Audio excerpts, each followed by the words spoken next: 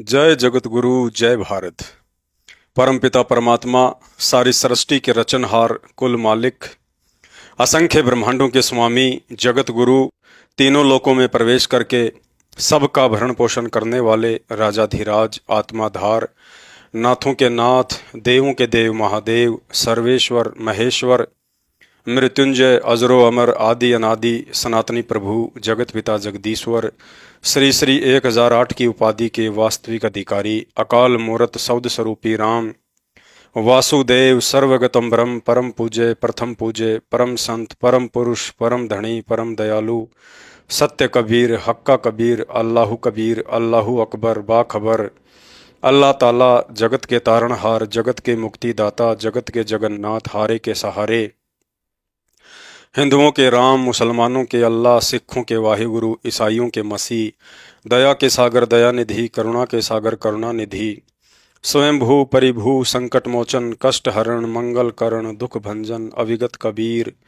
निर्विकार निर्विषम परमात्मा, अलय अलेख सतगुरु, आदि अनादि सतगुरु, असली मर्यादा पुरुषोत्तम, असली राम, असली कृष्ण, असली घनश्याम, असली मुरारी, राजाओं के राजा, महाराजाओं के महाराजा, शहंशाहों के शहंशाह, सम्राटों के सम्राट, भगवानों के भगवान, अल्लाहों के अल्लाह, प्रभुओं के प्रभु, मसीहाओं के मसीह, सच्चे वाहिगुरु, बाबाओं के बाबा, पीरों के पीर, सर्वगुण संपन्न, अनंत कोटि कलाओं के स्वामी, अनंत कोटि ब्रह्मांडों के नायक, योगियों में महायोगी, ध्यानियों में महाध्यानी, सिद्धों में परम सिद्ध, ज्ञानियों में तत्वज्ञानी, ब्रह्म ज्ञानी, महाज्ञानी, परम ज्ञानी, युवा कबीर, समरथ कबीर, असंवात, अमित ओजा, सच्चे रहनुमा, करीम अल्लाह, सुभान अल्लाह, दुनिया के अंतिम पैगंबर, 8 सितंबर 1951 से गांव धनाना, जिला सोनीपत, हरियाणा, भारतवर्ष की पावन भूमि पे प्रकट रियल कल की भगवान संत श्रोमणी सतगुरु रामपाल जी परमेश्वर जी के चरण कमल में अनंत कोटि दंडवत प्रणाम।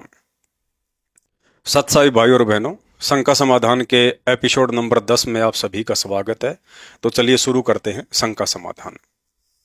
शंका: उपदेश लेने के बाद सरकार द्वारा मुफ्त में दिया जाने वाला राशन जैसे गेहूं, चावल, दाल, शक्कर, तेल आदि ले सकते हैं या नहीं? सच्चे रहनुमा सतगुरु रामपाल जी भगवान का तत्व ज्ञान कहता है कि मर्यादा में रहकर सच्चे मन से भक्ति करने वाले कबीर भगत के इतने बुरे दिन कभी भी नहीं आ सकते कि उसे मुफ्त के सरकारी राशन से अपना पेट भरना पड़े। कहते हैं, पो पाटी पगड़ा भया और जागी जिया जून, सब काहों को देत है वो चोंच समाना चून। अर्थात जो समर्थ परमेश्वर सृष्टि में विद्यमान 84 लाख योनियों में प्राणियों का पेट भर रहा है, चींटी को कण भर और हाथी को मण भर खिला रहा है, जिस समर्थ सतगुरु ने हमें करने के लिए भजन दिया है, तो क्या वह अपने भगत को भोजन के लिए किसी के आगे हाथ फैलाने देगा? बिल्कुल भी नहीं। यदि भगत मर्यादा में रहकर भक्ति करता रहेगा तो। गुरुदेव भगवान कहते हैं, राजा राज रसातल जाही, कोम छतीसों डांडे, सभी अपावन कई ये भाई, योगी किस दर हांडे। अर्थात गुरुदेव ने बताया कि सरकार मुफ्त में राशन का वितरण जनता के टैक्स रूप में जमा किए गए पैसों से करती है, जो कि भगत के लिए जहर खाने के समान है। क्योंकि सरकार के पास जनता से जो टैक्स आता है उसमें शराब खाने से लेकर बूचड़ खाने, कत्ल खाने, मादक पदार्थों की फैक्ट्री, चोरी जारी, रिश्वतखोर, मिलावटखोर व हजारों की संख्या में 2 नंबर के काम धंधे करने वालों की काली कमाई का हिस्सा भी शामिल होता है। उस अन्न को यदि कोई भगत खाएगा तो उसके विचार बिगड़ने शुरू हो जाएंगे तथा भजन में अवश्य भंग पड़ेगा। कहते हैं, जैसा खाओगे अन्न वैसा होगा मन, जैसा पियोगे पानी वैसी होगी वाणी। अतः सतगुरु भगत को चाहिए कि फ्री वाला अन्न चाहे किसी का भी क्यों ना हो, उसे खाने से बचना चाहिए। ध्यान दें, यदि सरकार की तरफ से दिए जाने वाले अनाज की राशि तय कर रखी है तो उस अनाज को हम पैसा देकर ले सकते हैं। जैसे कई जगह राशन कार्ड से 2 या 5 रुपए किलो गेहूं, चाल, दावल, चीनी आदि मिलती है, तो वह अनाज लेने से भगत दोषी नहीं बनता है, क्योंकि हम उस अनाज के बदले सरकार को निर्धारित राशि अदा कर रहे हैं। शंका: यदि उपदेशी भगत ने फ्री का सरकारी राशन नहीं लेना है तो सरकार की तरफ से दी जाने वाली पेंशन भी लेनी चाहिए या नहीं? पेंशन दो तरह की होती है। जैसे एक व्यक्ति पुलिस, आर्मी, टीचर या अन्य सरकारी नौकरी से रिटायर होकर आता है तो सरकार उसे आजीवन पेंशन देती है, क्योंकि आपने अपने जीवन का अधिकांश समय देश सेवा में बिताया होता है। अतः इस तरह की पेंशन लेना भक्ति मार्ग में जायज है। इसके अलावा उपदेशी को विधवा पेंशन, बुढ़ापे की पेंशन या अन्य फ्री की पेंशन जो चुनावी सीजन या अपनी सरकार को बनाए रखने के लिए 500 या 1500 रुपए हर महीने दी जाती है, इस तरह की पेंशन भगत को नहीं लेनी चाहिए तथा गुरुदेव भगवान पर विश्वास रखकर व मर्यादा में रहकर भक्ति करते हुए अपना कोई भी छोटा मोटा काम करके ही परिवार का पालन पोषण करना चाहिए। यदि किसी कारण से आप इस तरह की सरकारी पेंशन लेना बंद नहीं कर सकते हैं तो पेंशन के उन पैसों से देसी घी खरीदकर घर पर ज्योति भी जला सकते हैं। यदि आप किसी प्राइवेट सेक्टर में नौकरी करते हैं और कंपनी के नियम अनुसार रिटायरमेंट लेने पर आपको हर महीने कुछ पेंशन देने का प्रावधान है तो वह पेंशन भी आप ले सकते हैं, क्योंकि आपने अपने जीवन का अधिकांश समय उस कंपनी को दिया है। शंका: मैं परिवार में अकेली उपदेशी हूं। घर के अन्य अनुपदेशी व्यक्तियों द्वारा देवी देवताओं को भोग लगाने के बाद बचा हुआ भोजन खा सकती हूं या नहीं? यदि आप परिवार में अकेली उपदेशी हैं और परिवार वाले देवी देवताओं को भी भोग लगाने के लिए कुछ बनाते हैं तो गुरुदेव भगवान के आदेश अनुसार भगत ने देवी देवताओं को भोग लगाए गए भोग का ग्रहण नहीं करना है। बाकी बचे हुए भोजन में से पहले गुरुदेव को भोग लगाकर या अन्य देव की आरती करके भोजन ग्रहण कर सकते हैं। इसके अलावा किसी भी त्योहार पर परिवार के लिए खीर, हलवा आदि शुद्ध भोजन बनाकर दे सकते हैं, लेकिन त्योहार पर पूजा पाठ में किसी भी तरह का सहयोग नहीं करना है और ना ही देवी देवताओं को लगाया गया भोग ग्रहण करना है। शेष बचे हुए भोजन में से पहले अपने गुरुदेव को भोग लगाकर खाना खा सकते हैं। यदि परिवार वाले स्पेशल श्राद्ध निकालने या पितृ पूजन के लिए भोजन बनवाते हैं तो ज्ञान आधार से संघर्ष करते हुए उसमें सहयोग करने से बचना चाहिए। उपदेशी को थोड़े बहुत विरोध का सामना अवश्य करना पड़ सकता है, लेकिन गुरुदेव के सत्संगों को आधार बनाएंगे तो संघर्ष भी आसान हो जाएगा कि जिस परमात्मा की प्राप्ति के लिए मंसूर ने संघर्ष करते हुए शरीर का अंग अंग कटवा दिया था, मीराबाई को घर त्याग कर वृंदावन में रहना पड़ा था, सम्मन ने अपने पुत्र सेऊ का शीश काटना पड़ गया था, नरसिंह भगत ने करोड़ों की संपत्ति भंडारे में लगाकर एक झोपड़ी में रहना स्वीकार किया, अब्राहिम सुल्तान ने राज्य त्याग कर जंगल में रहना स्वीकार किया, संघर्ष करते हुए सदना भगत ने अपने दोनों हाथ तक कटवाए। जबकि विचार करने की बात है, इन सभी आत्माओं का उस समय पूर्ण मोक्ष भी नहीं हुआ, क्योंकि पूर्ण मोक्ष तो वर्तमान में पिछली पीढ़ी में सतगुरु रामपाल जी भगवान की शरण में ही संभव है। अतः आप और हम आत्माओं को वर्तमान में पिछली पीढ़ी में जन्म देकर गुरुदेव भगवान ने जो अकल्पनीय रहम किया है, यदि समझ में आ जाए तो भक्ति मर्यादाओं के लिए संघर्ष करते हुए यदि सूली पर भी चढ़ना पड़ जाए तो भी बहुत सस्ता सौदा है। परमात्मा कहते हैं, सिर साटे की भक्ति है और कछु नहीं बात, सिर के साटे पाइए अवगत अलख अनाथ। फिर परिवार में हल्के फुल्के संघर्ष का सामना करना कोई बड़ी बात नहीं होनी चाहिए।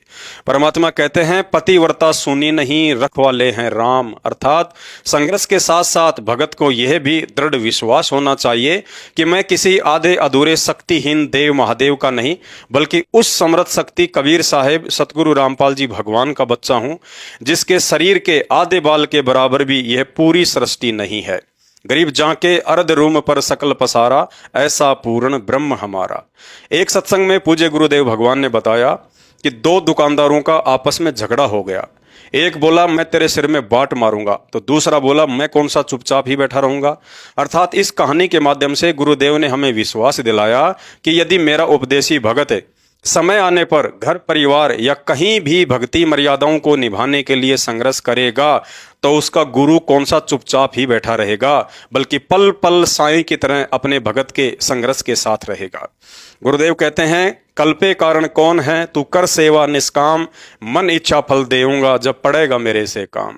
गुरुदेव कहते हैं, जय मेरा भगत पछोड़ी होई तो हमरा नाम न लेवे कोई। अर्थात गुरु को परमात्मा मानकर मर्यादाओं के साथ पतिव्रता पद की भक्ति करते करते भी यदि मेरा भगत असफल हो गया तो संसार में मेरा नाम कौन लेगा, मेरी भक्ति कौन करेगा।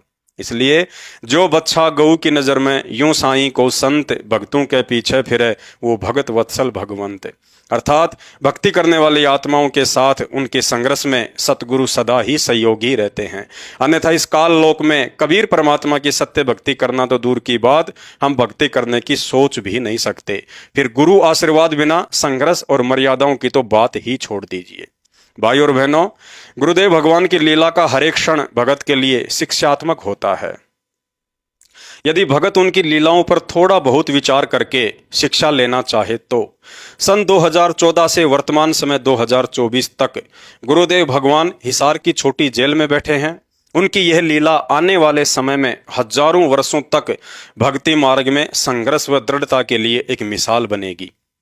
यदि आपको यह दृढ़ विश्वास है कि आपका गुरु सच्चा है और भक्ति शास्त्र अनुकूल है, तो मर्यादाओं के साथ भक्ति को सफल बनाने के मार्ग में संघर्ष का सामना तो करना ही पड़ेगा। जिस तरह समुद्र पार करना है तो लहरों का सामना करना ही पड़ेगा, चाहे तैराक हो या जहाज हो। और सन 1994 से वर्तमान तक इस महासंघर्ष में गुरुदेव भगवान ने कभी भी हार नहीं मानी, कभी भी निराश नहीं हुए, कभी भी अपनी दैनिक भक्ति क्रिया नहीं त्यागी, कभी भी अपने गुरु में दोष नहीं देखा, कभी भी विश्वास को कमजोर नहीं पड़ने दिया। हमेशा यही कहते हैं, राम नाम रटते रहो जब तक घट में प्राण, कभू तो दीन दयाल के भिनक पड़ेगी कान। अर्थात आज नहीं तो कल परमात्मा अवश्य अपने भगत की पुकार को सुनेगा। और हम सबको दृढ़ विश्वास है, हमें शिक्षा देने के लिए भगवान होने के बावजूद भी एक भगत की भूमिका निभाते हुए गुरुदेव भगवान जिस अविश्वसनीय शिक्षात्मक संघर्ष को कर रहे हैं, इसी संघर्ष के चलते सन 2028 युग परिवर्तन के बाद धरती पर हजारों वर्षों के लिए अटल भक्ति साम्राज्य स्थापित होने जा रहा है। अतः ज्ञान को आधार बनाकर और अपने समर्थ सतगुरु पर अटल विश्वास रखकर हम भक्तों ने हल्के फुल्के पारिवारिक या अन्य संघर्ष में हिम्मत हारने के बजाय बारंबार गुरुदेव भगवान से प्रार्थना करते हुए धैर्य के साथ यह सोचकर भक्ति पर बने रहना है कि अब यह संघर्ष ज्यादा दिन का शेष नहीं है। बहुत जल्द दुनिया की परिस्थितियां बिगड़ने वाली हैं, हर तरफ उथल पुथल मचने वाली है। युद्ध, महायुद्ध, बीमारी, बाढ़, भूकंप, अकाल आदि से दुनिया में त्राहिमाम मचने वाला है। ऐसे समय में दुनिया के शीर्ष नेताओं के सामने पूर्ण ब्रह्म परमात्मा सतगुरु रामपाल जी भगवान के आगे घुटने टेकने के अलावा दूसरा कोई ऑप्शन नहीं होगा। उसके बाद देखना, धरती पर असल में कोई सुखी और सतगुरु के प्यार का अधिकारी होगा तो वही भगत होगा जो आज इस परीक्षा के दौर में हर प्रकार से संघर्ष को सहन करता हुआ मर्यादाओं में रहकर गुरुदेव भगवान को प्रसन्न रखेगा। शंका, बीमारी की हालत में उपदेशी भगत आयुर्वेदिक, एलोपैथिक या होम्योपैथिक तरीके से इलाज करवा सकता है या नहीं? गुरुदेव भगवान का भक्ति विधान कहता है कि परमात्मा अपने भगत की बड़ी से बड़ी बीमारी को भी ठीक कर सकता है।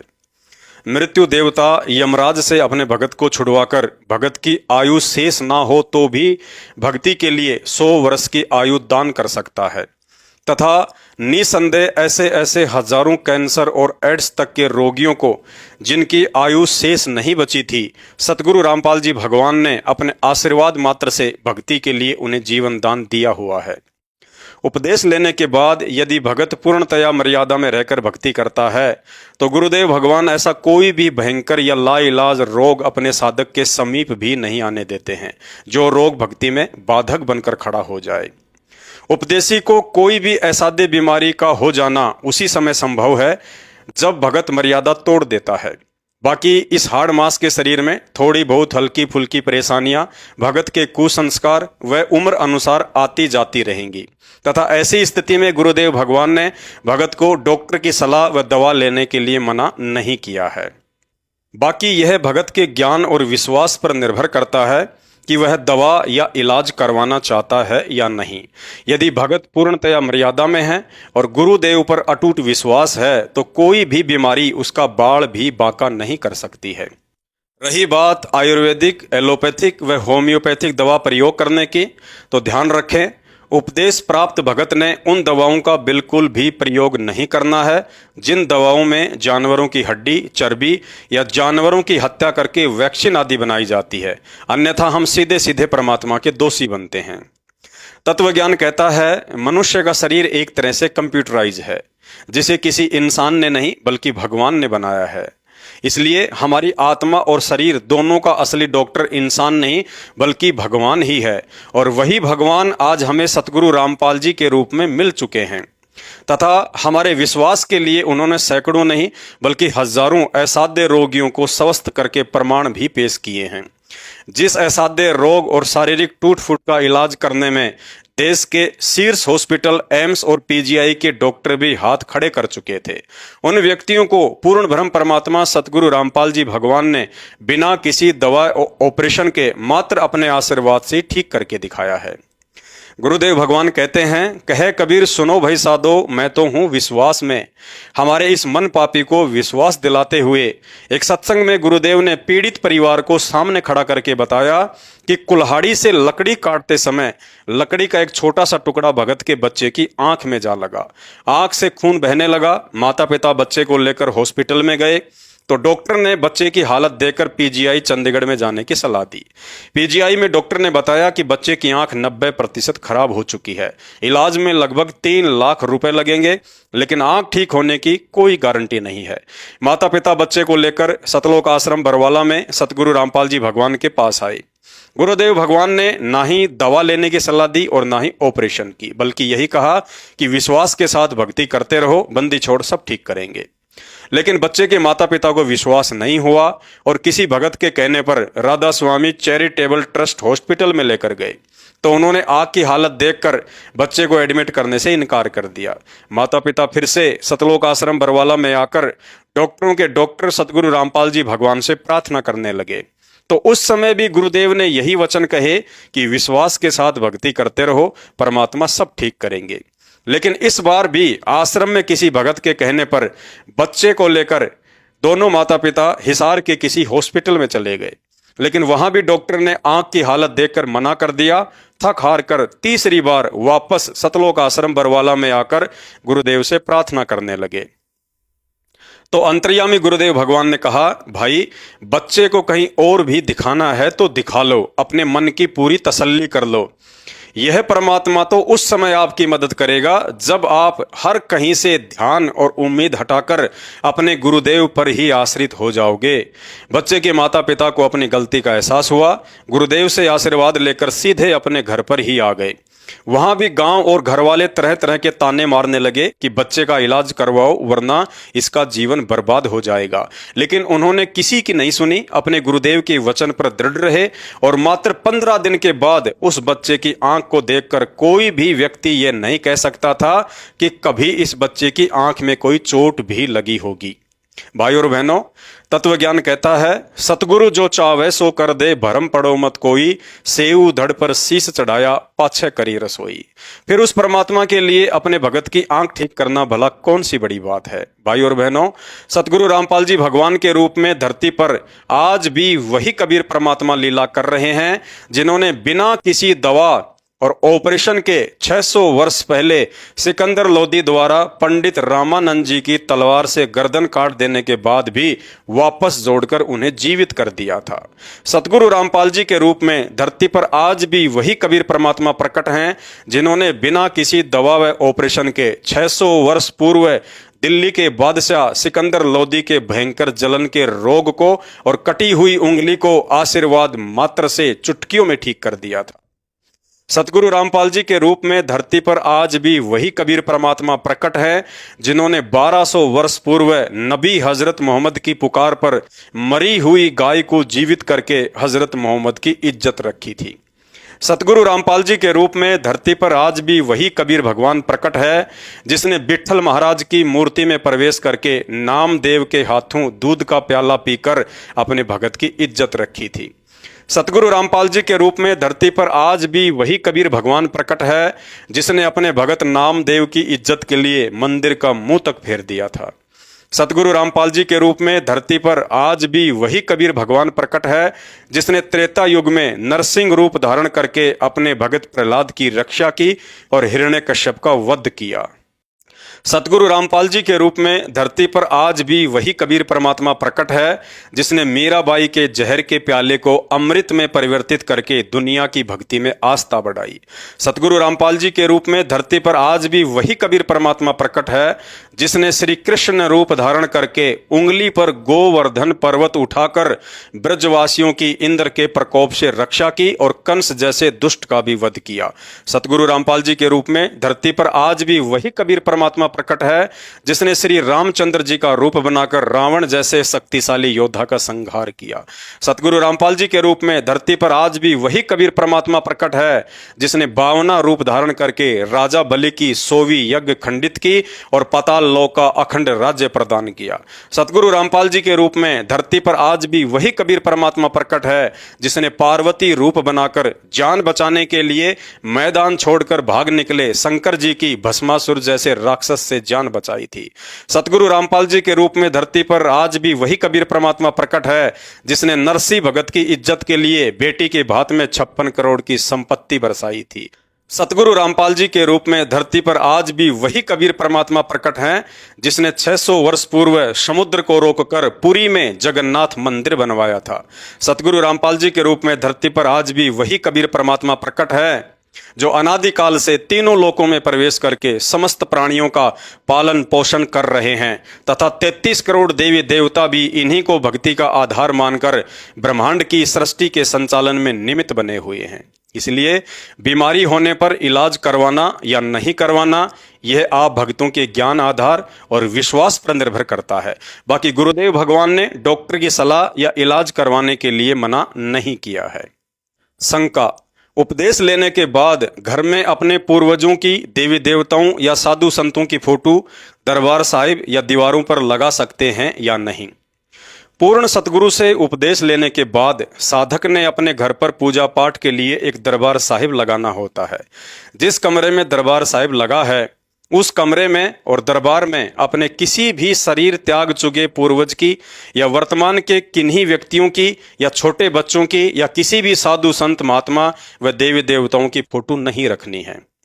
जब तक पतिव्रता पद पर रहकर हमारी आस्था हमारे एक सतगुरु भगवान में नहीं बनेगी तब तक हम मोक्ष के अधिकारी नहीं बन पाएंगे।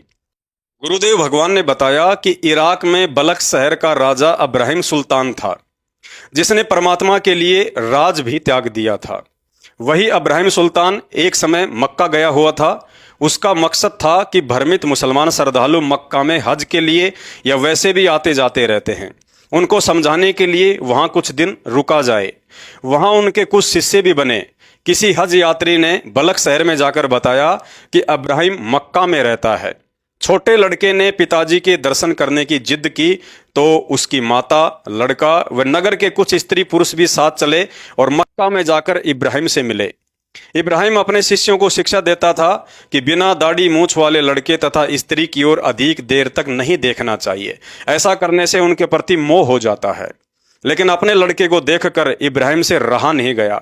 एक टक बच्चे को देखता रहा। लड़के की आयु लगभग 13 वर्ष की थी। शिष्यों ने कहा, गुरुदेव आप हमें तो शिक्षा देते हो कि बिना दाढ़ी मूंछ वाले व्यक्ति की तरफ एक टक नहीं देखना चाहिए और आप स्वयं देख रहे हो। इब्राहिम ने कहा, पता नहीं मेरा आकर्षण इस तरह कैसे हो रहा है। उसी समय एक वृद्ध ने कहा कि राजा जी, यह आपकी रानी है और यह आपका बेटा है। आप जब राज्य त्याग कर आए थे उस समय यह माता के गर्भ में था, आपसे मिलने आए हैं। उसी समय लड़का पिताजी के चरणों को छूकर गोद में बैठ गया। इब्राहिम की आंखों में ममता के आंसू छलक आए।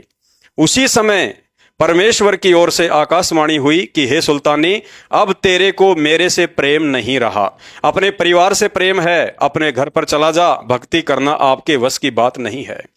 उसी समय इब्राहिम को झटका सा लगा तथा आंखें बंद करके प्रार्थना की, हे परमात्मा, मेरे वश से बाहर की बात है, या तो मेरी मृत्यु कर दो या इस लड़के की। पुण्यात्माओं, इस कथा के माध्यम से गुरुदेव भगवान ने हमें समझाया है कि उपदेश लेने के बाद घर में दीवारों पर या अन्य जगह शरीर छोड़ चुके किसी भी बच्चे व बुजुर्ग की या पहले पूजे जाने वाले साधु संतों की फोटो देखकर काल प्रेरणावश मोह ममता के चलते आप कभी भी प्रभावित हो सकते हैं। जैसे सब कुछ त्यागने के बाद भी बच्चे के माध्यम से काल ने इब्राहिम सुल्तान को ठग लिया था। इसलिए मोक्ष प्राप्ति के लिए गुरुदेव भगवान का आदेश भक्ति मार्ग में सबसे ऊपर रखकर चलना होगा और इसी आदेश के चलते दरबार साहिब में या घर में अपने गुरुदेव भगवान के अलावा किसी की भी फोटो नहीं रखनी है। शंका, जरूरत पड़ने पर 10वें अंश या ज्योति पाठ के नाम से निकाले गए पैसों को अन्य काम में ले सकते हैं या नहीं। विशेष जरूरत पड़ने पर गुरुदेव भगवान को दंडवत प्रणाम करके समायाचना मांगते हुए 10वें अंश ज्योति व पाठ प्रकाश के नाम से निकाले गए पैसों को काम में ले सकते हैं। कितने पैसे निकाले गए हैं उसको एक जगह लिख कर रख लें तथा जब भी आपके पास पैसे आ जाएं तब आप निकाली गई राशि को वापस रख दें। शंका, उपदेश लेने के बाद रिश्तेदारी में, परिवार में या आड़ोस पड़ोस में शादी में पैसा, कपड़ा, साड़ी, सूट या गिफ्ट आदि वस्तु दे सकते हैं या नहीं। बेमतलब की सांसारिक परंपराओं व रीति रिवाजों से बाहर निकलकर आए एक भगत की सोच के विषय में बताते हैं कि डूबे थे पर उबरे, गुरु के ज्ञान चमक, बेड़ा देखा जरजरा, उत्तर चले फड़क। अर्थात समुद्र में नाव से यात्रा कर रहे व्यक्ति को पता चले कि इस नाव में छेद हो चुका है, पानी अंदर आ चुका है और कुछ ही देर में नाव डूबने वाली है। इतने में यदि कोई दूसरी नौका पास में आ जाए तो वह व्यक्ति डूबने वाली नाव से तुरंत छलांग मारकर दूसरी नाव में चढ़ जाता है और अपने प्राण बचाता है। इस उदाहरण से गुरुदेव भगवान ने हम नादान भक्तों को समझाया कि आज से पहले तुम जिस सामाजिक देखा देखी व भेड़ चाल में व्यर्थ की सामाजिक परंपराओं व रीति रिवाजों रूपी छेद वाली नौका में सफर कर रहे थे, यदि समय पर आपको गुरुदेव भगवान की ये भक्ति रूपी मजबूत नौका नहीं मिलती तो काल आपके कहां कहां कर्म फुड़वा रहा होता। एक बार गहनता से विचार करके अवश्य सोचना। अब यदि तुम पुनः स्वयं की नादानी व मूर्खता के चलते वापस उसी सांसारिक परंपराओं व रीति रिवाजों से युक्त शादी, विवाह, भात छुच्छक, सूतक पातक, जन्मदिन व दुनिया भर की छोटी मोटी पार्टियों रूपी छेद वाली नौका में चढ़ना चाहते हो तो यह आपकी अपनी मर्जी होगी। फिर मर्यादा टूटने के चलते भविष्य में महाकष्ट भी उठाने होंगे। उपदेश प्राप्त करने के बाद यह गूढ़ ज्ञान, तत्व ज्ञान सुनकर भी जब एक भगत वापस उन्हीं सांसारिक चौंचलों में रुचि दिखाता है तो भगत की ऐसी नादानी देखकर गुरु भगवान बहुत दुखी होते हैं कि देखो, इन आत्माओं को ज्ञान से परिपूर्ण करने के लिए मैं इस काल लोक में आकर कितना कष्ट उठाता हूं, फिर भी ये आत्माएं हलवा त्याग कर बिष्टा खाने में ही रुचि दिखा रही हैं। कहते हैं जिन बातों से गुरु दुख पावे उन बातों को दूर भगावे। अर्थात तत्व ज्ञान लेने के बाद गुरु वचन तोड़कर भक्ति विरुद्ध कर्म करने वाली आत्माएं गुरु को दुखी करके असंख्य जन्मों तक मोक्ष से वंचित रह जाती हैं। और यदि इस बिचली पीढ़ी में भी मोक्ष से वंचित रह गए तो फिर हमसे बड़ा निर्भागी प्राणी और कौन होगा। इसलिए जिस प्रकार एक शुगर के मरीज के लिए मीठा खाना मौत को दावत देने जैसा है, ठीक उसी तरह सतगुरु से दीक्षा प्राप्त करने के बाद उनके वचनों को तोड़कर इन शादी विवाह में जाकर सहयोग करना, नाचना गाना, जन्मदिन मनाना, व्यर्थ के सामाजिक समारोह में शामिल होना गुरु को दुखी करके भक्ति मार्ग में अपने लिए कब्र खोदने के समान है। गुरुदेव भगवान कहते हैं, कबीरा तहां जाइए रह संतन की प्रीत, इष्ट मिले और मन मिले, मिले सकल रस रीत। अर्थात एक ज्ञानी भगत को सदैव अपने जैसे आध्यात्मिक विचारों वाले व्यक्तियों की ही संगति करनी चाहिए।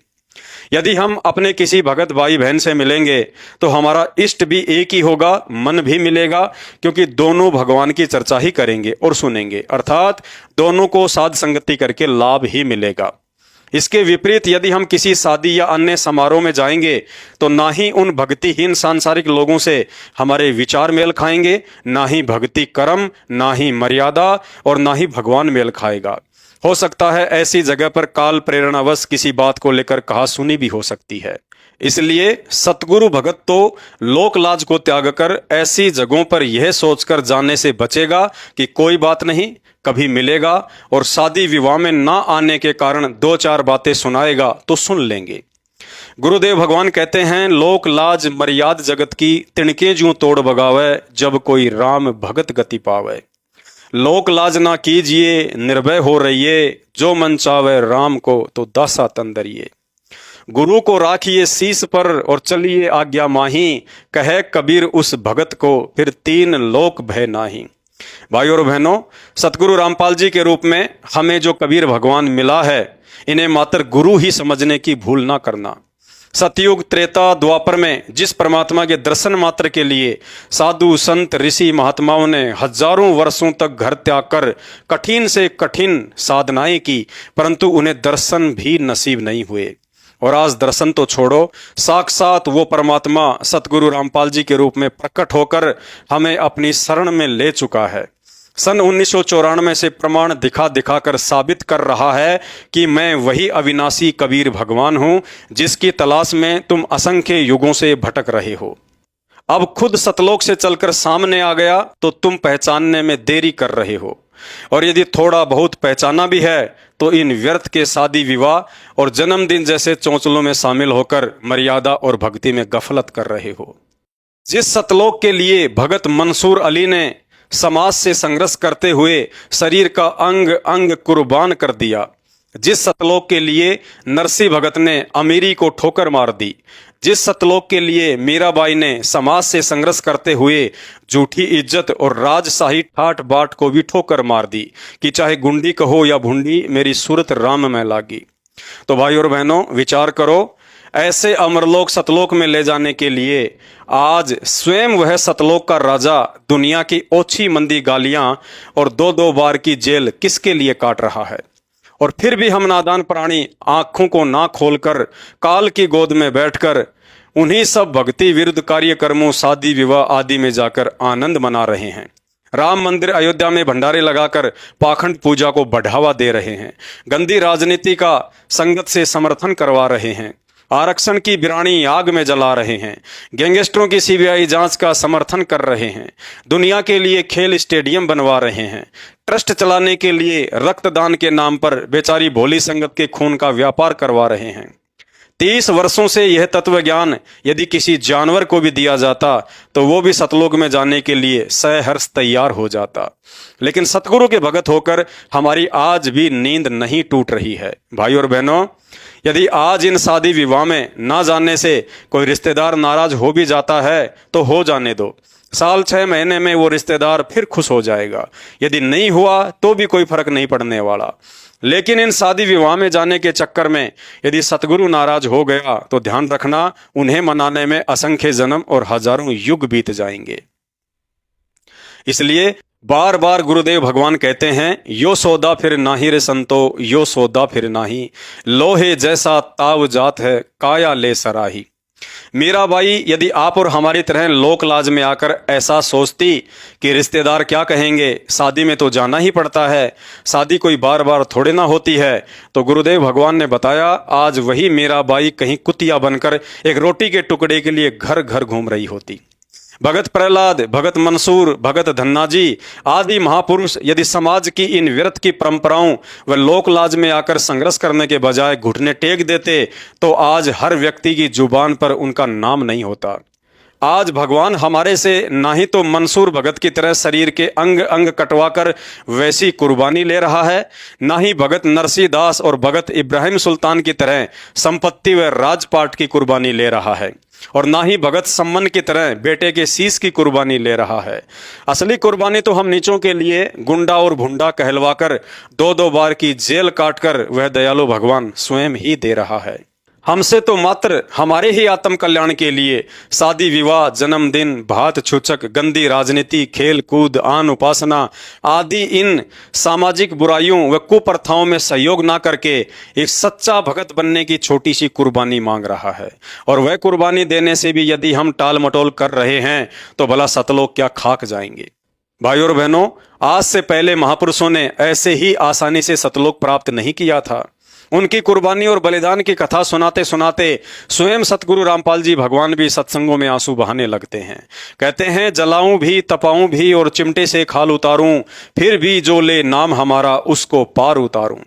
अतः प्रार्थना है, अब की बार यदि किसी यारी रिश्तेदारी में, शादी विवाह या अन्य पाखंड में जाना हो तो कुछ देर शांति से बैठकर हमारे लिए असहनीय संघर्ष करते हुए हिसार जेल में बैठे सतगुरु की आंखों में अपनी मन की आंखों को डालकर देखने की हिम्मत करके ये विचार करना कि वह महापुरुष आखिर किसके लिए निस्वार्थ होकर परमार्थ के लिए जेल में बैठकर भी बाहर 1-1 घंटे के सत्संग भेजकर इतना संघर्ष कर रहा है। और बाहर मात्र मर्यादित भक्ति करने के बजाय काल प्रेरित सतलोक आश्रम मैनेजमेंट के साथ उनके भक्ति विरुद्ध कुकर्मों में आंख बंद करके आर्थिक व शारीरिक रूप से सहयोग देकर आप क्या कर रहे हैं? खुद के साथ धोखा या गुरु के साथ छल कपट? तो शंका समाधान में आज केवल इतना ही। शंका समाधान के और अधिक वीडियो देखने के लिए हमारे Facebook page Pawan Das is live मानव धर्मी पवन दास को फॉलो करें। वीडियो अच्छा लगे तो शेयर करें। बंदी छोड़ सतगुरु रामपाल जी भगवान की जय हो।